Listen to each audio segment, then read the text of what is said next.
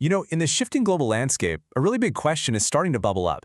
As an America-first foreign policy comes back into focus, how is Europe supposed to keep its influence on the world stage? Let's dive into that. And this quote from AP News, wow, it just paints such a vivid picture, doesn't it? It's describing the moment President Trump announced that U.S. brokered ceasefire in Gaza. And you have all these European leaders kind of standing in the background, looking on like spectators. Honestly, that feeling of being on the sidelines is becoming a familiar one in European capitals. And look, this isn't just about one awkward photo op. The analysis we're digging into suggests this image is really a snapshot of a much bigger and, frankly, tougher struggle for influence that Europe is dealing with right now.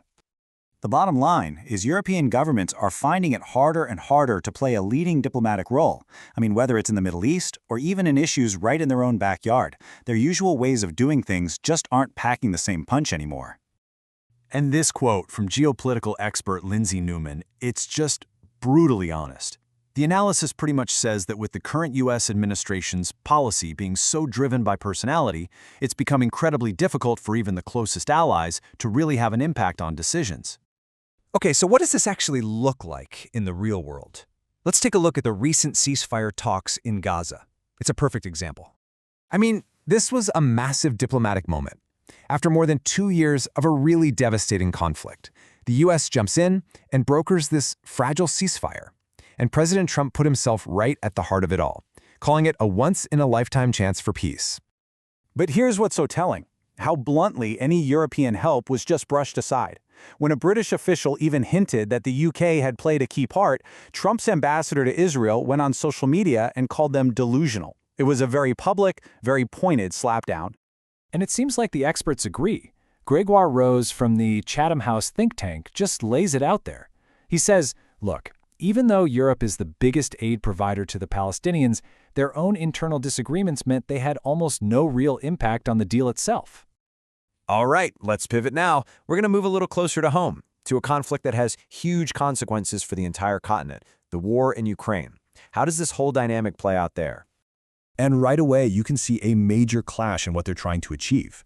European nations, for the most part, are all in on fully supporting Ukraine's defense. But the Trump administration, their main goal has been to just end the war, fast, even if that means Ukraine has to give up some territory. For months and months, European allies have been pushing Washington to get tougher on Moscow's war machine. And just this week, it looked like it finally worked. The U.S. sanctioned Russia's super important oil and gas industry. So, the big question is, was this a win for European diplomacy? Did all that pressure finally pay off? Well, not so fast. The analysis suggests the real reason behind the decision had less to do with pleasing European allies and a lot more to do with President Trump's own personal frustration that Vladimir Putin wasn't talking directly with Ukraine. And you don't even have to guess. In his own words, it was a transactional, personal thing. It wasn't about some grand strategy with Europe. It was about a deal that wasn't moving the way he wanted it to. Now, it's tempting to think this is all about external pressure from the U.S., but that's not the whole story. As the analysis points out, a big part of Europe's problem is actually coming from inside the house.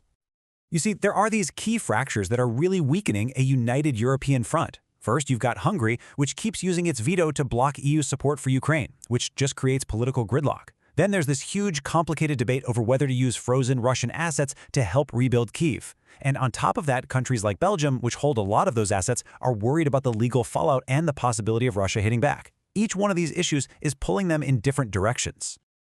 But here's the really interesting twist. Even with all those internal squabbles, the dual pressure of Russian aggression on one side and an unpredictable Washington on the other is actually forcing them together. It's serving as a massive wake-up call. And you can actually see the results of this wake-up call in the numbers. We're seeing a huge jump in defense spending all across Europe. They're realizing they need to take more responsibility for their own security in the face of these new threats. Okay, so let's tie all of this together. What does the path forward actually look like for Europe and this new world? Well, the first thing to remember is that for all the headlines and the anxiety, Europe's worst nightmares, they haven't actually come true. Think about it. U.S. troops are still in Europe. The U.S. has not pulled out of NATO. And those threatened 100% tariffs on European goods, they never happened. So the foundation of that transatlantic relationship, while it's definitely been shaken, is still there.